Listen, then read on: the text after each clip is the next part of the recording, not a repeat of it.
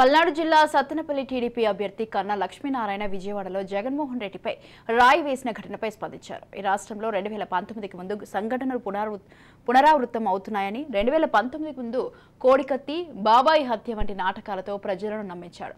ముఖ్యమంత్రికి చిత్తశుద్ధి ఉంటే సీఎంకు భద్రత కల్పించాలని, డీజీపీని వెంటనే సస్పెండ్ చేయాలి. ఈ ఘటనపై ఎంక్వైరీ చేసి కోడికత్తి కేసులో ఒక అమాయకుడు బలైపోయాడు, అలా మళ్లీ జరగకుండా చూడాలన్నారు.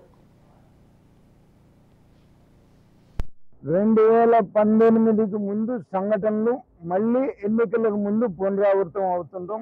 మనం ఇవాళ జరిగినటువంటి సంఘటన చూస్తా ఉన్నాం. కానీ ఇవాళ ఒకటి మర్చిపోయాడు జగన్మోహన్ రెడ్డి. తాను ముఖ్యమంత్రిగా ఉన్నాడు, తాను ముఖ్యమంత్రిగా ఉన్నటువంటి నాయకత్వంలో ముఖ్యమంత్రికే భద్రత కల్పించలేనటువంటి డీజీపీని పెట్టుకొని ఈ రాష్ట్రంలో మరి నాటకాలు వేస్తున్నాడంటే ఇంతకన్నా నాటకం ఇంకొకటి లేదు.